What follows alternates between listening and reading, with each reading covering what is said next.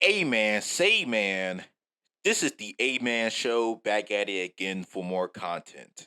Alright, back at it again in this series. I'm finna do edge rushers today. Now, edge rushers are one of the more valuable positions in football due to the pass heavy era we have today. And because of that, of course, the position is very top heavy. But with that being said, let's get on with it. The top 10 edge rushers in the NFL. But first, make sure y'all subscribe. I post NBA and NFL content. Turn on post notifications so that way y'all don't miss a beat. Anyways, stay tuned and let's rank the top 10 edge rushers. Coming in at the number 10 spot, I have Danielle Hunter. After a tough 2 seasons dealing with nagging injuries, last year he picked up where he left off. Hunter is still one of the more explosive edge rushers in the league, and he has been very good at stopping the run as well as being a tackling machine. It's still kind of shocking how this man is still 28 years old, even though he has been in the league for 8 years. I'm betting that Danielle Hunter will continue to climb up in the rankings going into this season, and over the years has proven that he can be a top 5 edge rusher in this league. And so this season is more than a possibility that he can go back and reach that level again. At the number 9 spot, I have Brian Burns. Burns has taken the leap for the Panthers and became one of the better pass rushers in this league. Burns has been an absolute disruptor against offenses and was, and to this day still is, the second best player on the Panthers behind JC Horn. He has put up career highs in sacks, tackles for loss, and QB hits last year. He also was 4th in the league in total pressures, and in the last 3 seasons he has recorded 30.5 sacks, which was 7th in the league. He's one of the most athletic players at his position and a very good run stopper, and of course a near borderline elite pass rusher. Going into his prime, Burns will be among the league's elite pass rushers for a while and a staple for this Panthers defense. Coming in at the number 8 spot, I have Alex Highsmith. Highsmith has to be the most underrated pass rusher in the NFL. This guy came out of nowhere and produced at a near elite level with the Pittsburgh Steelers. Career highs in sacks, tackles. Highsmith has stepped up so much that he is a star while TJ Watt was out due to injuries. Highsmith was one of the guys who was snubbed at the Pro Bowl, and that was fucking ridiculous, especially how dominant he was as a pass rusher and run defender last year. Like I said, he had a career high in tackles. Highsmith is one hell of a playmaker. He has nimble feet along with proficient ability to get off blocks when rushing the quarterback to be an elite level pass rusher. Highsmith at the number 8 spot on my list. Coming in at the number 7 spot, I have Matthew Judon. Judon continues to prove why he's one of the most impactful defensive players in the NFL. Under Belichick's defensive scheme, he has blossomed into a defensive star and last year has made career highs in total sacks. He is also a proficient run defender as he has improved on the Patriots' run defense from one of the worst defenses in the league to a top 15 to 10 defense, which is a significant improvement. Judon continues to impress as the best player on the Patriots, and I feel like not enough people are appreciating the impact that Judon brings to the Patriots.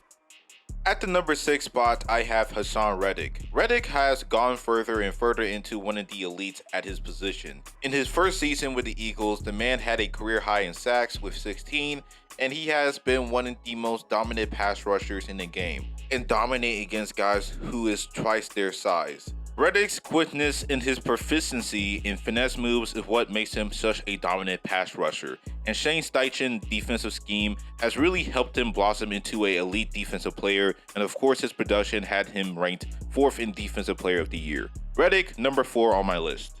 Now in the top 5, coming in at the number 5 spot, I have Max Crosby. Crosby has been the best player on the Raiders and for good reason. Last year was his breakout season and he has been arguably the most complete player at his position.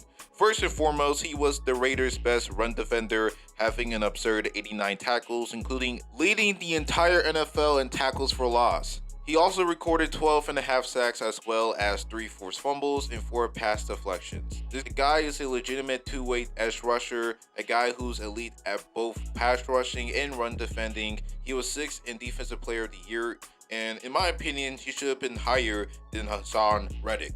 The reason why I have Crosby over Reddick is because Reddick has many guys on the line with him who is proficient at getting after the QB. So you can say that Reddick's stats can be a little inflating, whereas Max Crosby done this without any good pass rushers around him, let alone a shitty defense around him. Max Crosby deserves to be in the top 5 on my list. At the number 4 spots, I have Myles Garrett. Garrett, for almost half a decade, has put up consecutive 10 plus sack seasons, and he has been the bright spot for this mid-Browns team. We all know that Garrett is one of the most gifted athletes in football, along with his brute strength and finesse to consistently cause trouble for quarterbacks. Garrett has at least been in the consideration for the Defensive Player of the Year in 4 seasons in a row, and in that 3-season stretch, he has been a first-team All-Pro member twice in that span. Now, Garrett is placed with another top 15 edge rusher in Zadarius Smith, and he is poised to be the candidate for the Defensive Player of the Year.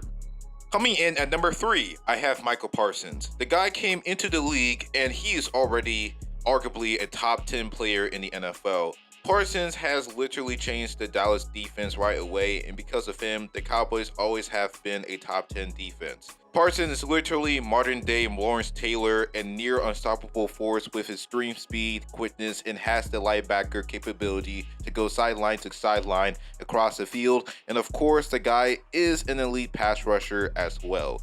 We haven't seen a guy who can dominate so early in his career. Parsons is truly one of the most impactful players in this game, and he is on a path of becoming a first ballot Hall of Famer, and also an early candidate to be this season's DPOY.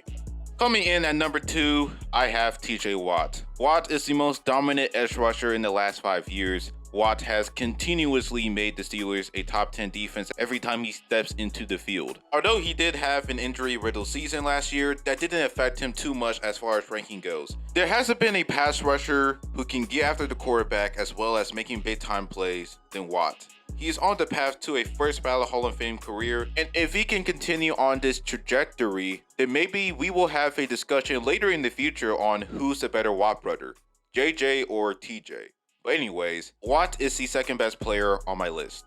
And at the number 1 spot, I have Nick Bosa. Bosa has continued on in his superstar play at the edge rusher position, the best pass rusher in the league, and has been the biggest contributor towards that 49ers defense that is widely considered one of the 3 best defenses in franchise history.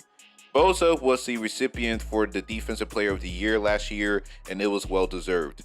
Bosa is the quintessential pass rusher who can literally do everything at an elite level. And that shouldn't go unnoticed, because without him, the defense would not be the way it is today. So Nick Bosa takes the cake for the number 1 spot on my list. And that's my list. Questions or concerns about my list, let me know in the comment section below, and make sure y'all subscribe for more NBA and NFL content. Road to 1,000 subs, so I appreciate it if y'all subscribe to my channel and turn on post notifications so that way y'all don't miss any of my new videos. And that is all. Stay litty. This is the A-Man Show. Sign out.